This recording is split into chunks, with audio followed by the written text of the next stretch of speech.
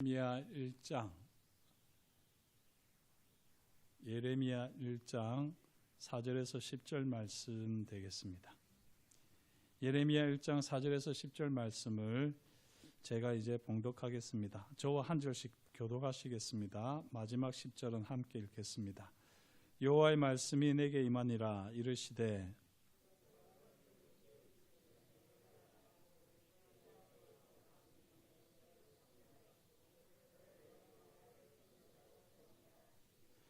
내가 이르되 슬프도소이다. 주 여호와여 보소서. 나는 아이라 말할 줄을 알지 못하나이다 하니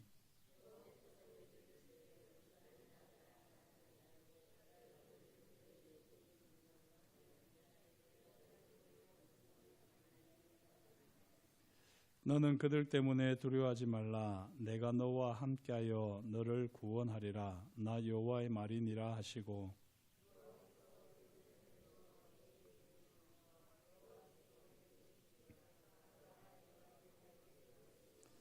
함께 읽습니다. 보라, 내가 오늘 너를 여러 나라와 여러 왕국 위에 세워 내가 그것들을 뽑고 파괴하며 파멸하고 넘어뜨리며 건설하고 심게 하였느니라 하시니라.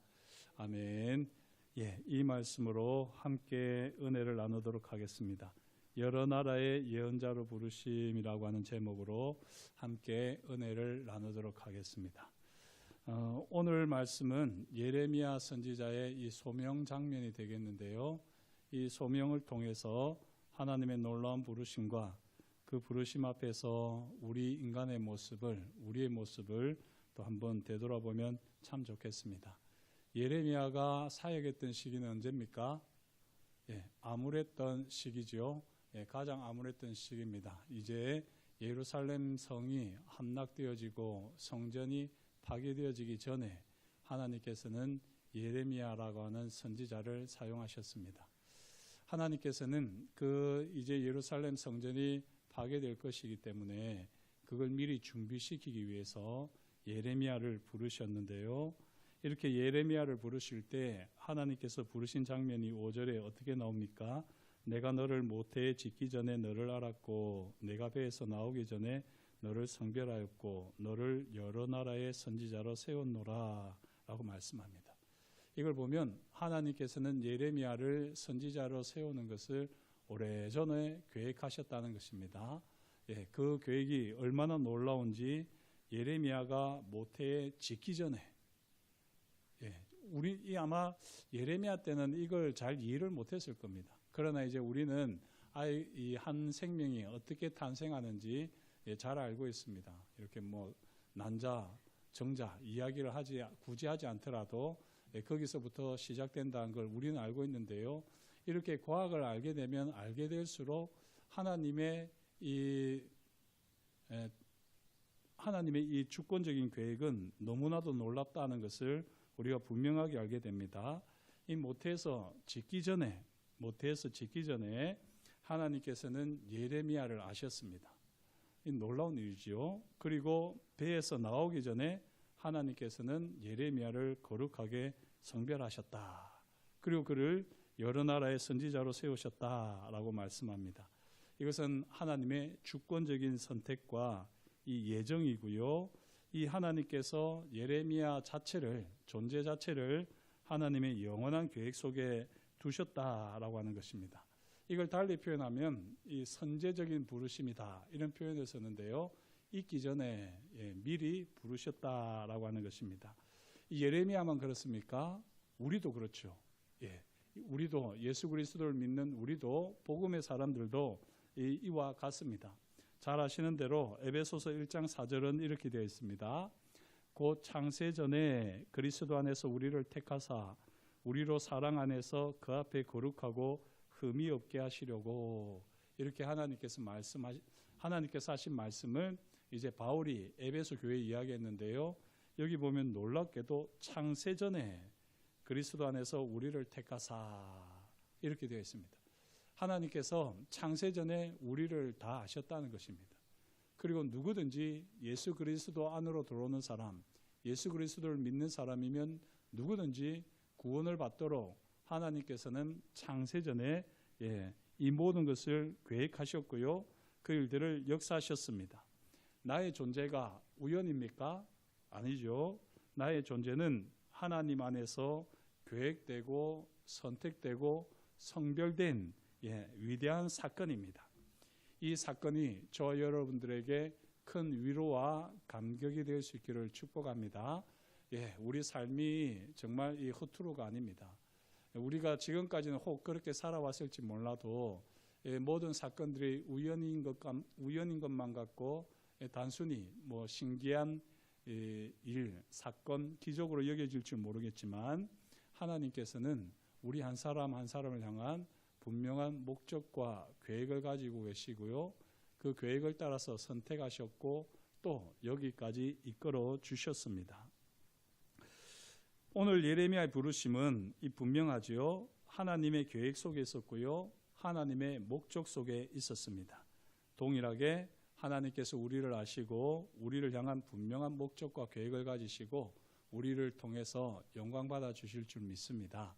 저와 여러분들이 예레미야처럼 위대한 선지자의 삶은 살지 못한다고 할지라도 정말 남들이 볼 때는 평범한 삶이라고 할지라도 하나님이 우리를 창세전에 계획하셨고 또 지금 이때에 나게 하셨고 또 이렇게 평생을 살게 하신 그 목적들을 계속해서 잘 헤아려 보시면 좋겠습니다. 내가 지금까지 하나님의 목적대로 잘 살아왔는가? 만약에 그렇지 못하다고 여기면 이제부터라도 내 남은 삶이 얼마가 될지는 모르지만 그 남은 삶은 하나님의 목적에 더 관심을 가지고 살아야 되겠다. 하나님께서 나를 통해서 이루고자 하셨던 그 하나님의 계획을 나는 나름대로 성취하며 살아야 되겠다. 이런 마음으로 저와 여러분들이 살아가시게 될 때 오늘 이 예레미야에게 말씀하시고 예레미야를 찾아오신 하나님께서 우리에게 찾아오셔서 말씀하시는 것이 결코 의미 없는 일은 아닐 것입니다. 오늘 이 시간에도 하나님께서는 예레미야를 만나 주셨듯이 우리 한 사람 한 사람을 만나 주시고요. 또 우리의 남은 삶 가운데 하나님의 목적을 이루시기를 원하시는 줄 믿습니다. 이렇게 하나님께서 예레미야를 찾아오셔서 부르셨을 때요. 엄한 일 아닙니까?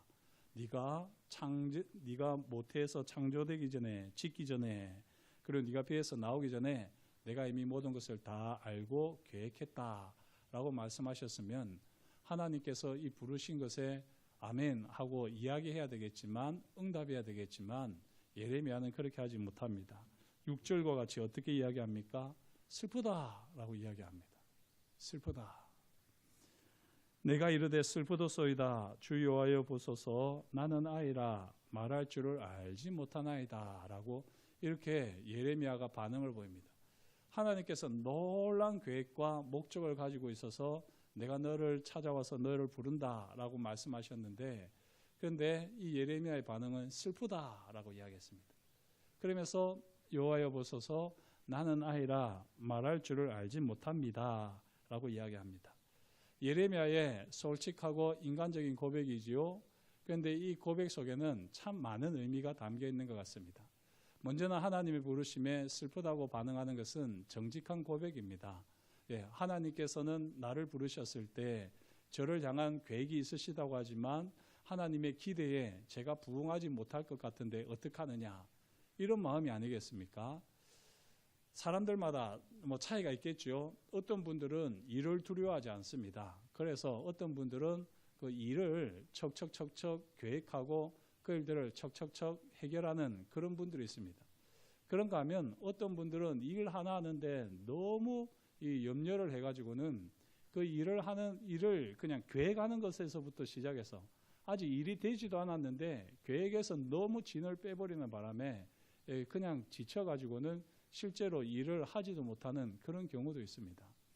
이 사람들마다 물론 여러 성향이 다 다르겠지만요. 이 예레미야 같은 경우는 지금 보시면 아시겠지만 하나님께서 자신을 사용하시겠다 이렇게 말씀하실 때 예레미야는 슬프다라고 반응했습니다. 부담이 확 오는 거죠. 하나님이 왜 나를 사용하시지? 이런 거 아닙니까? 그냥 인간적으로 보면. 많은 사람들이 있을 텐데 왜 나를 사용하시나? 이런 마음이 그냥 예레미야에게 먼저 들컥 들었습니다. 그러면서 자기가 대는 핑계가 뭐냐? 보소서, 여호와여 보소서, 나는 아이라 말할 줄 알지 못합니다 라고 이야기합니다. 여기 아이라는 말은 무엇입니까? 실제로 성년에 비하면, 장년에 비하면 어린 시절일 겁니다. 만약에 이 청소년기라든지 아니면 이제 20살을 넘긴 그 정도의 나이일 텐데요. 이런 예레미야가 자기를 아이라고 하는 것은 경험이 부족하고 능력이 부족하고 지혜가 미숙하다는 말이지요. 이거는 자기 자신을 너무나도 잘 아는 말이기도 합니다. 그러나 이것을 한꺼풀 벗겨놓고 보십시오. 심리학적으로 접근을 해보면요, 예레미야가 이렇게 말을 하는 거는요, 예레미야 마음에 사실은 교만이 있는 겁니다. 이걸 아시겠습니까? 우리 하나님께서 일을 맡기실 때 하나님 아버지께서 내게 맡겼으니 제가 순종하겠습니다. 이게 정답입니다. 저는 못해요. 그거는요, 교만입니다. 교만. 하나님이 일을 맡기시는데 저는 못해요가 어디 있습니까? 왜 못합니까? 왜 못하지요?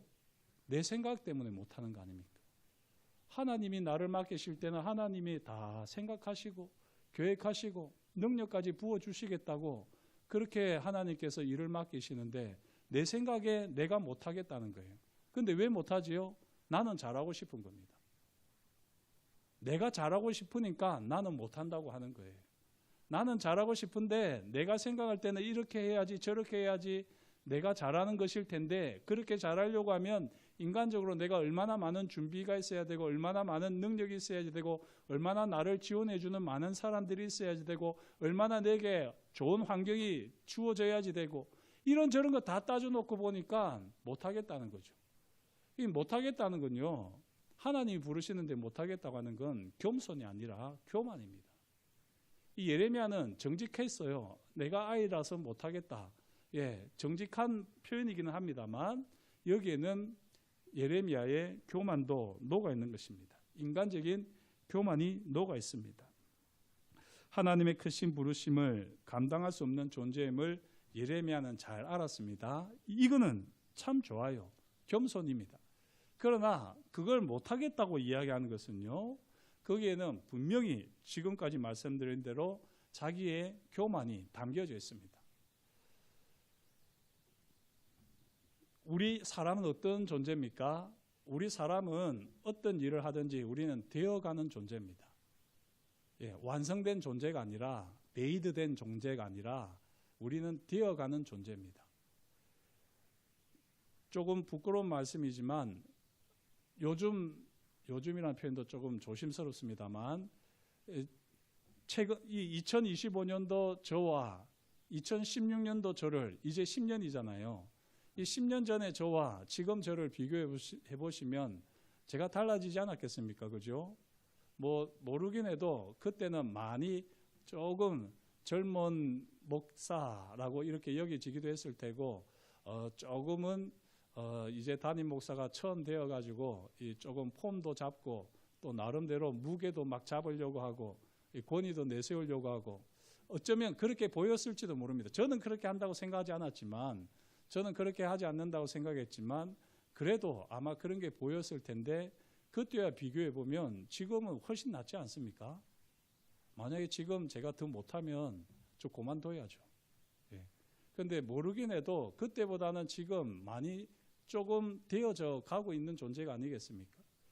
저는 사실 이렇게 쭉 지내오면서 참 우리 성도님들께 감사를 드립니다. 우리 교회에 참 부족한 사람인데 이 부족한 사람이 때로는 또 조금 열정이라는 이름으로 말씀을 어렵게 전하기도 했는데 그럴 때도 투덜대지 않고 이렇게 인간적인 표현도 하지 않으시고 거기서도 하나님의 말씀을 음성을 들으려고 노력하시고 또 그렇게 불평과 이 비판보다는 오히려 칭찬과 또 이렇게 격려를 해주시는 성숙한 성도님들이 계셔가지고 제가 이렇게 될 수 있었다고 저는 여기거든요. 사실 우리 성도님들이 되게 성숙하셨잖아요. 그러니까 이렇게 수준 높은 설교를 들을 수 있는 거 아닙니까? 안 그러면 진짜 어떤 다른 데 가서 하면은 아유 무슨 대학교 강의도 아니고 말이야. 우리한테 무슨 저런 설교를 하시나. 우리가 허구한 날 농사일만 하다가 정신없이 바쁘게 예배드리러 왔는데 좀 재미있게 클클 웃다가 가고 좀 속이 시원하고 때로는 눈물도 흘리고 그런 좀 예화가 잔뜩 들어있는 설교를 해야지. 우리가 무슨 공부를 그렇게 했다고. 가끔 영어도 하고 영어도 부족해서 헬라어도 하고 우리가 무슨 공부를 한다고 저러시나 이러실 수도 있을 텐데 그런 말 하시는 분은 한 분도 없는 것으로 제가 알거든요. 그런 분은 제가 지금까지 그런 불평을 한 번도 들어본 적이 없습니다. 어디서도. 그만큼 우리 성도님들이 성숙하고 또 기다려줄 줄 아는 거죠.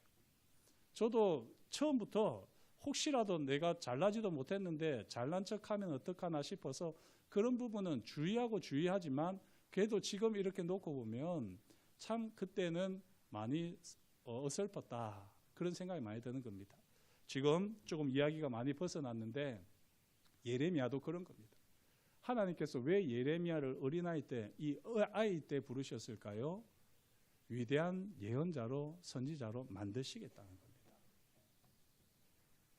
아이인 줄 알지요. 실수가 많을 것 뻔하지요. 또 어른들 그 예루살렘이 멸망해 갈 것 같으니까 얼마나 지금 시대 상황이 어지럽습니까? 얼마나 종교 지도자들이, 사회 지도자들이, 국가 지도자들이 얼마나 엉망진창이었겠습니까? 부정부패가 말로도 다 할 수 없는 그런 상황 아니었겠습니까? 그런 걸 예레미야는 알고는 있어요. 그런데 자기가 그런 것을 비판하면서 그걸 개혁하겠다? 그걸 생각할 때 자기는 못하겠다는 거죠. 내같이 어린아이가 어떻게 그런 일을 감당합니까? 라고 예레미야는 생각을 하는 겁니다. 그런데 그게 겸손인 동시에 교만이라니까요. 하나님께서 부르시면 나는 되어져 가는 존재다 여기시고 내가 어떤 수준이든지 그냥 감사합니다라고 그렇게 받으시면 됩니다. 그리고 그렇게 하나님 앞에 나아가서 기도하고 충성하고 헌신하는 가운데 진짜 되어져 가는 거죠. 그렇게 저와 여러분들이 꼭 되어져 가는 존재가 되어질 수 있기를 주 이름으로 축복합니다. 하나님께서는 온전하고 완벽한 사람을 찾으시는 것이 아니라 연약함에도 불구하고 하나님의 말씀에 순종하고 하나님의 약속을 의지하는 사람, 그 사람을 찾습니다. 예레미야가 그래도 이렇게 쓰임을 받는 것은요, 자기도 그런 인간적인 교만, 겸손해서 나타나지만 그 겸손으로 인한 인간적인 교만이 있었지만 그 교만보다도 더한 하나님 앞에서 바른 성품이 있었는데 하나님의 말씀 앞에서는 그가 순종을 한다는 겁니다.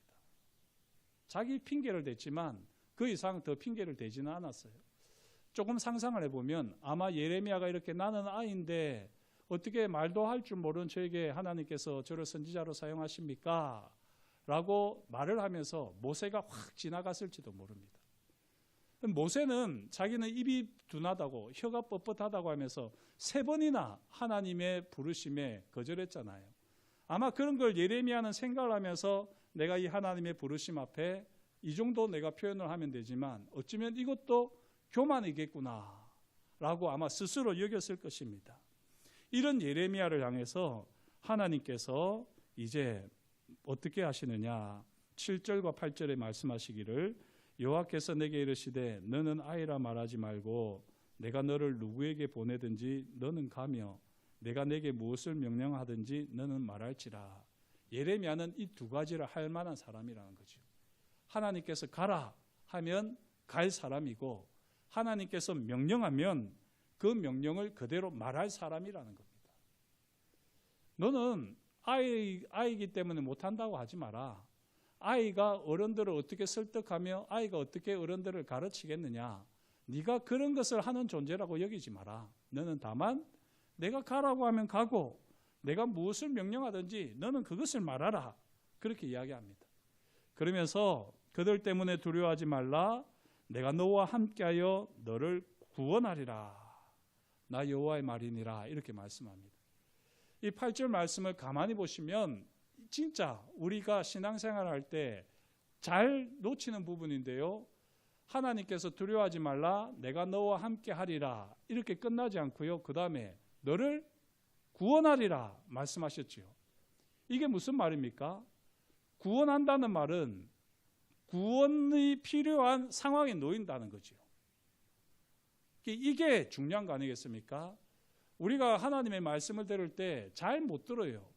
그래서 하나님이 두려워하지 말랬다. 하나님 나와 함께 하신다고 했다. 나는 거침없이 가서 거침없이 말하리라. 이렇게 말을 하지만요. 사실 하나님의 말씀은 그게 아니라 그 다음에 뭐가 있었습니까? 구원하리라 라고 분명하게 되어 있습니다. 그거는 구원이 필요한 상황에 놓일 거라는 겁니다. 두려운 상황에 놓일 거라는 것입니다. 그러나 그럴 때라도 내가 너와 함께해서 너를 반드시 구원해 주겠다라고 하는 하나님의 약속입니다. 이 약속을 예레미야는 어리지만 누구보다도 확실하게 믿는 사람이었습니다. 그래서 하나님은 다른 사람이 아니라 예레미야가 어리지만 이 예레미야를 사용하시는 겁니다. 저와 여러분들의 삶의 자리는 어떻습니까? 하나님이 나와 함께 하신다고 임마누엘 신앙을 가지고 살아간다고 하지만 우리는 조금만 상황이 어려우면, 우리는 조금만 내 감정이 뒤틀리면, 내 계획이 산산조각이 나면 우리는 그 순간 그냥 또 신앙 없는 사람들처럼, 세상 사람들처럼 그렇게 우리 자신이 쓰러져 버리고 그냥 널브러져 버리지는 않습니까? 그런 데서 신앙의 깊이가, 성숙이 드러나는 거 아니겠습니까? 좋을 때야 다 신앙생활 잘하는 것 같지요. 그러나 안 좋을 때 진짜 그 신앙이 드러나는 거죠. 예레미야는 어떻다고요? 하나님이 구원하실 때까지 하나님의 약속의 말씀을 부여잡고 그렇게 끝까지 나아가는 사람입니다. 저와 여러분들도 이 하나님의 말씀을 따라서 하나님의 약속의 말씀을 부여잡고 끝까지 견디며 나아갈 수 있기를 축복합니다. 하나님께서는 신실하신 하나님이시잖아요. 제가 늘 말씀드리지만 하나님의 신실하심은요, 갓난아기로부터 시작해서 오늘 밤에 죽으실 분까지도 늘 새롭게 경험할 수 있는 하나님의 성품입니다. 예전에도 말씀드렸지만 제가 초등학교 1학년에서 3학년짜리 아이들을 데리고 하나님의 신실하심에 대해서 설교를 했어요.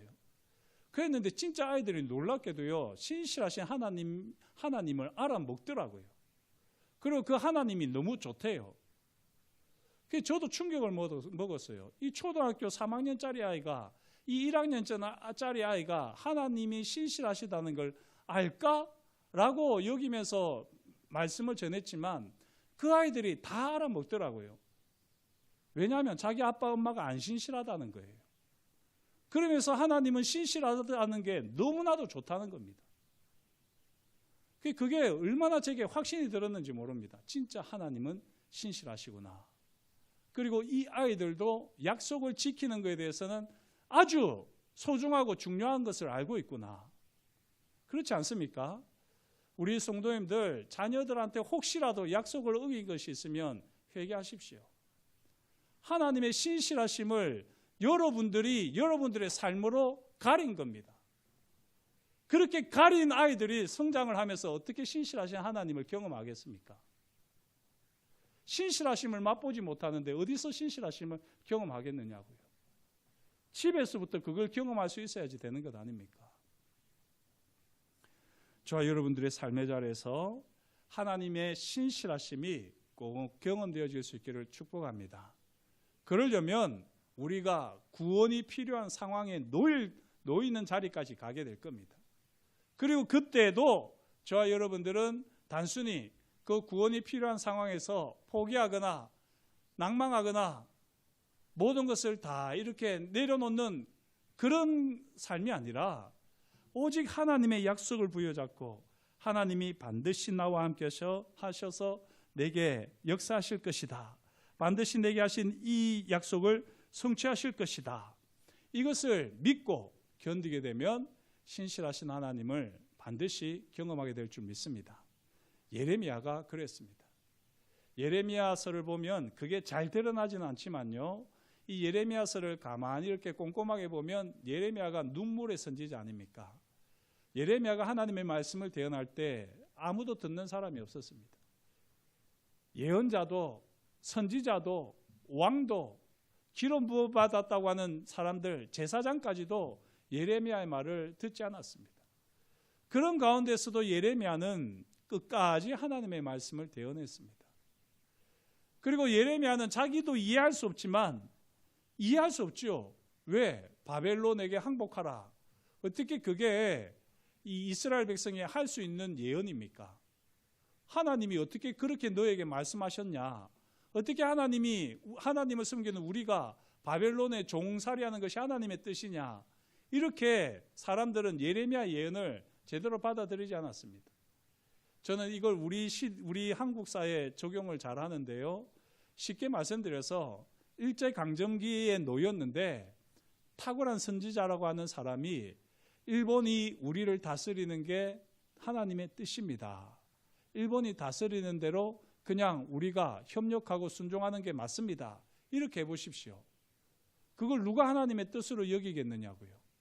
그거는 우리 시각에서 보면 매국노입니다. 매국노.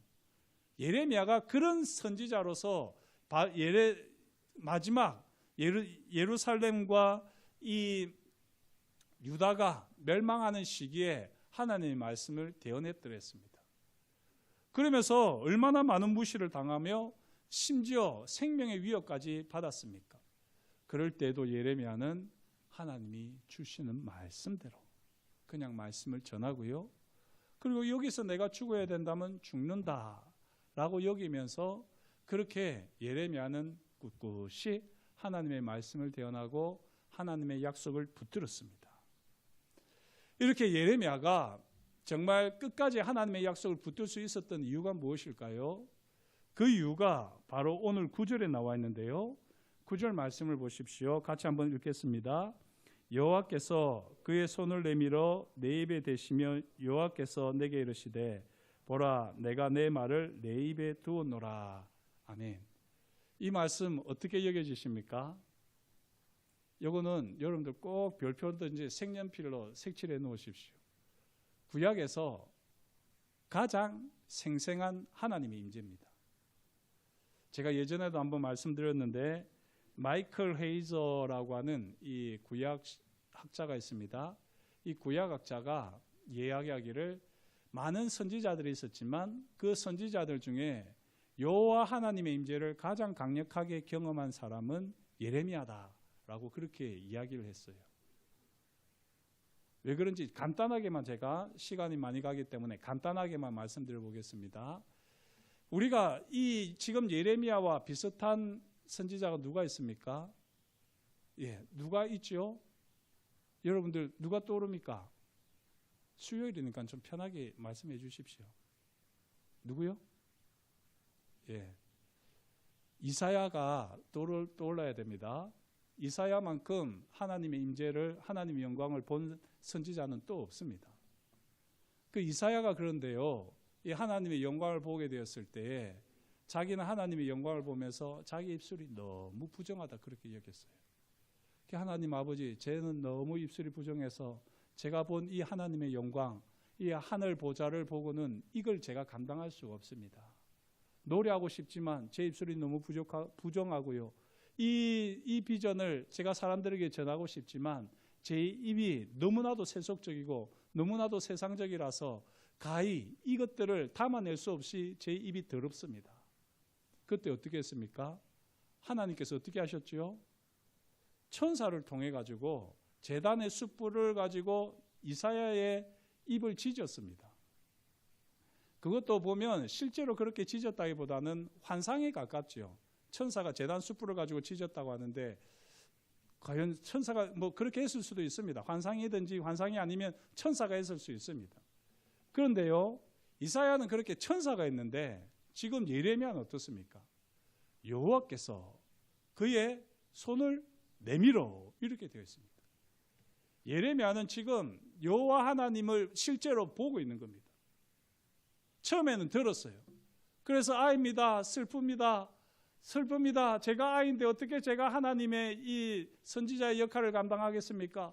이렇게 막 눈물로 이 저항을 하다가 보니까 여호와 하나님의 영광이 확 나타난 거죠. 거기에 대한 묘사도 없습니다. 그냥 그런데 여호와께서 그의 손을 내밀어 내 입에 대시며. 이런 일은요, 선지자 중에 이런 선지자는 없습니다. 이사야가 가장 가까운데 이사야는 천사가 있다고 그랬어요. 서랍이. 그런데 예레미야는 여호와께서 직접 손을 내밀어 주시는 거예요. 그 손을 내밀어서 내 입을 대니까 입이 어떻게 되겠어요? 뭐 모르겠습니다. 어떻게 됐는지는. 우리가 방언을 처음 받을 때 보면 입이 막 떨리거든요. 막 떨리는데 그게 너무 두려워가지고는 이 방언을 놓치는 사람들도 많아요. 자기가 처음 경험하는 현상이라서. 우리는 방언 받는데도 그렇게 사람들이 성숙하지 못하게 하는데, 이 하나님의 손이 직접 나타나셔서 예레미야의 입에 대는 겁니다. 그러면서 보라, 내가 내 말을 내 입에 두었노라 라고 말씀하는 겁니다. 하나님의 손이 쫙 이렇게 닿았는데 이때 입이 푹 떨리면서 여기 그냥 하나님의 말씀이 여기 입으로부터 시작해서 온몸을 다 사로잡는 것을 예레미야가 경험하는 겁니다. 이 경험이 있었기 때문에 예레미야는 하나님이 가라고 하는데 갑니다. 그리고 그곳에서 전혀 듣지 않을 말이지만 매국노라고 비판을 받고요, 생명의 위협을 받지만 그럼에도 불구하고 예레미야는 하나님의 말씀 그대로 선언합니다. 저와 여러분들도 이런 삶을 살아낼 수 있기를 축복합니다.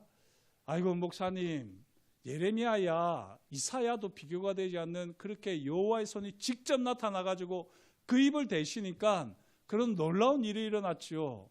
아이고 저도 그렇게만 해주시면 저도 예레미야처럼 담대하게 나가서 하나님의 말씀 전하겠습니다. 그러면 하나님께서 뭐라고 하실까요? 나는 이미 너에게 그렇게 했다, 이렇게 말씀하실 겁니다. 성령께서 우리에게 오셨잖아요. 예레미야에게는 여호와의 손이 이렇게 닿으셨는데요, 우리에게는요 성령께서 우리 마음에 오셨습니다. 성령께서 우리 마음에 오셔가지고 우리 마음을 구석구석을 다 살피시면서 우리의 죄와 허물, 부끄러움, 연약함들을 다 주님의 십자가 앞에 내어놓게 하셨습니다. 그리고 지금도 그렇게 하고 계십니다. 지금도 우리가 하나님과 상관없이 살아가려고 할 때마다 말할 수 없는 탄식으로 성령께서 친히 우리 가운데에서 탄식하시면서 우리로 하여금 기도하게 하시지 않습니까? 이게 바로 예레미야의 입에 하나 여호와의 손이 닿았던 것과 같은 현상인 겁니다. 우리가 주여, 주여, 아버지, 아버지, 이게 그냥 내가 하는 것 같습니까? 성령께서 우리에게 주시는 감동입니다. 감동. 성령께서 우리에게 주시는 놀라운 역사입니다. 역사. 우리가 예레미야보다 더 못한 사람들이 결코 아닙니다. 베드로가 이야기하듯이 우리는 거룩한 제사장이고요, 우리는 하나님의 소유된 백성으로서 지금 예레미야와 같은 사명을 가지고, 사역을 가지고, 우리 인생의 목적을 가지고 우리 삶을 살아내고 있는 겁니다. 저와 여러분들이 이 사명을 잘 감당할 수 있기를 주의 이름으로 축복합니다. 성령께서 우리 가운데 임하셔서 우리 입에 하나님의 말씀을 부어주시고요, 이제 우리가 말할 때마다 성령이 말하시는 것처럼 그렇게 우리가 늘 깨어서 우리 입을 잘 관리하시고 내 입술을 잘 지키시고 내 마음을 잘 지키시고 내 언행 심사를 늘 살피셔서 이 성령께서 이끄시는 대로 하나님께서 나와 함께 하시는 것을 더 풍성하게 경험하는 인생이 될 수 있기를 주의 이름으로 축복합니다. 마지막으로요, 10절을 보시면 조금 의아합니다. 보라, 내가 오늘 너를 여러 나라와 여러 왕국 위에 세워 네가 그것들을 뽑고 파괴하며 파멸하고 넘어뜨리며 건설하고 심게 하였느니라. 이 예레미야가 이 일을 한다는데요, 실제로 예레미야의 인생을 보면 이렇게 하지 않았거든요. 예레미야는 이렇게 한 적이 없습니다. 그러면 하나님께서 신실하신 하나님이신데, 하나님께서 말씀을 하셨는데 그러면 그 말씀이 틀린 거냐? 아니죠. 그러면은 하나님은 하나님의 뜻을 이루려고 했는데 예레미야 선지자가 불순종했느냐? 그것도 아닙니다. 하나님은 하나님의 목적을 이루셨고요, 예레미야는 예레미야대로 최선을 다해서 순종했습니다. 여기서 중요한 것은요, 보라, 내가 너를 여러 나라와 여러 왕국 위에 세워 내가 그것들을 뽑고 파괴하며 파멸하고 넘어뜨리며 건설하고 심게 하였느니라. 이렇게 되어 있는데요, 이때 예레미야가 여러 왕국 위에 세움을 받고 여러 왕국들을 파괴하고 파멸하고 넘어뜨리며 건설하고 심게 하는 방법이 뭐지요? 예레미야가 무엇을 통해서 이렇게 합니까? 뭘 통해서 하지요? 하나님의 말씀을 통해서 하는 겁니다. 여호와의 손이 예레미야의 입에 닿아가지고 이 예레미야 입술에 하나님의 말씀이 강력하게 역사하는 거예요. 그래서 예레미야는 가라고 하는 곳에 가서 그곳에서 말하라고 하시는 명령을 따라서 말을 하는 겁니다. 그렇게 하면 이 예레미야의 입을 통해서 나온 말이 여러 나라, 여러 왕국을 세우기도 하고 뽑고 파괴하고 파멸하고 넘어뜨리고 건설하고 심게 하는 겁니다. 예레미야를 통해서 선포된 이 말씀은 계속해서 여러 나라에 증거되어졌고요. 그리고 그렇게 하나님의 뜻을 이루셨습니다. 이사야서에도 보면 하나님의 말씀은 그냥 흩으로 돌아오지 아니하나니 반드시 온 땅을 돌아다니면서라도 하나님의 말씀을 성취한다라고 이야기하고 있는데요, 예레미야가 그렇게 한 것입니다. 예레미야 자신이 그렇게 한 것이 아니라 예레미야도 모르게 예레미야는 그냥 하나님이 주신 말씀대로 명령대로 말씀을 선포했었고, 그 선포된 말씀이 백성들을 통하여서, 믿음의 사람들을 통하여서 놀라운 일을 일으킨 겁니다. 그 단적인 예가 뭐냐? 바로 다니엘이죠. 다니엘 같은 경우에는 예레미야가 예언한 70년 후면은 다시 예루살렘이 회복될 것이다 라고 하는 이 약속을 붙들고요, 바벨론 포로 생활을 견뎠던 인물입니다. 그리고 이제 70년이 찼을 때에 고레스 왕이 바벨론을 무너뜨리고 새로운 대제국을 건설하게 되었을 때에, 그때에 다니엘이 생각이 난 거예요. 예레미야가 했던 그 예언의 말씀이 생각이 난 겁니다. 그리고 이게 드디어 70년 만에 성취되는구나 라고 다니엘이 확실하게 알게 된 거죠. 그러면서 다니엘은 이 예레미야를 통해서 주셨던 하나님의 약속의 말씀을 부여잡고 기도하는 가운데요, 놀라운 환상을 보잖아요. 신상의 환상을 보지 않습니까? 그게 바로 우리가 잘 아는 대로 거기 바벨론부터 시작해서 페르시아, 그리고 로마에 이르는, 헬라와 로마에 이르는 4대 강대국 세계 역사의 이 흐름을, 하나님의 통치를 다니엘은 보게 되었습니다. 다니엘이 그렇게 볼 수 있었던 것은 바로 예레미야의 예언의 말씀이 있었기 때문입니다. 오늘 이 10절 말씀이 예레미야에게 그대로 성취되었는데요, 예레미야도 모르게 이것이 다니엘이나 에스겔이나 그 바벨론 포로로 끌려간 하나님의 사람들에게 약속의 말씀으로 역사했고, 그 약속의 말씀이 성취되어지는 것을 보면서 하나님의 통치와 신실하신 하나님을 그 다음 세대들이 확실하게 알게 되었습니다. 사랑하는 성도 여러분, 오늘 이 시대에 저와 여러분들도 예레미야처럼 다시 한번 부르심을 받았습니다. 우리는 좀 다르지요. 여기는 아이는 없잖아요. 아이고 늙은인데요, 이제 저 살아봐야 몇 년 살겠습니까? 어쩌면 올해 안에 죽을지도 모르겠는데요. 그런 핑계는 하나님 앞에서는 별 의미가 없습니다. 하루를 살아도 내가 하나님이 가라고 하는 곳에 가서 그곳에서 하나님이 말씀하라고 하시는 말씀을 내가 전하고, 나는 모르지만 그 말씀이 역사하는 가운데 다음 세대가 살아나는 놀라운 일이 있을 줄 믿습니다. 이게 저와 여러분들의 믿음의 고백이 되어야 합니다. 그게 오늘 예레미야를 통해서 하나님께서 우리에게 주시는 말씀입니다. 우리가 세계 열방을 품고 우리가 세계 열방을 직접 가가지고 우리가 거기다가 무슨 교회를 세우고 하나님의 나라를 이루겠습니까? 그렇지만요, 우리가 세계 열방을 품고 기도하는 가운데에 내가 할 수 있는 최선을 다해서 내가 선교를 하고 선교 헌금을 하고 또 다음 세대가 선교하는데 내가 그 마음을 쏟고 하게 되면 우리는 전혀 생각도 안 했던 그 다음 세대 친구들이 열방 가운데 나가서 하나님의 나라를 이루어갈 것입니다. 이런 믿음이 없으면요, 우리의 믿음은 아주 얕은 믿음입니다. 아직까지 장성한 믿음이 아닌 것입니다. 예레미야가 저는 아입니다, 슬프도소이다 라고 하는 믿음과 똑같은 믿음입니다. 하나님이 행하실 놀라운 일들을 믿음의 눈으로 바라볼 수 있기를 축복합니다. 여기서 이제 우리 삶은 끝이 날지 몰라도요, 내 말 한마디로 진짜 살아나는 한 영혼이 있어서 그 영혼을 통해서 세계가 어떻게 바뀔 줄 모른다.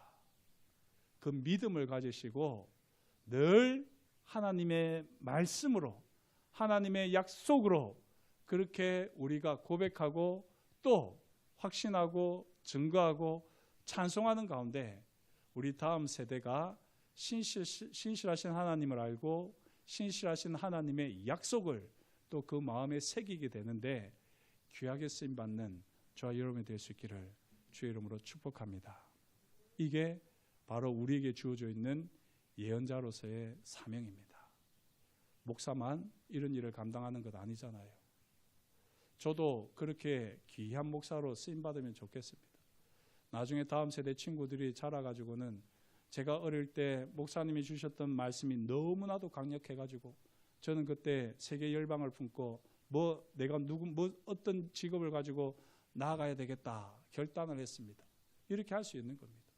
우리 할아버지가 저를 늘 놓고 축복 기도를 해주셔가지고 그때는 내가 무슨 그런 사람이 될까 그렇게 웃으면서 제가 비웃었는데 지금 지내놓고 보면 우리 할아버지의 그 기도가 그대로 성취되었습니다. 하나님은 신실하신 분이십니다. 그렇게 고백하게 해야지요.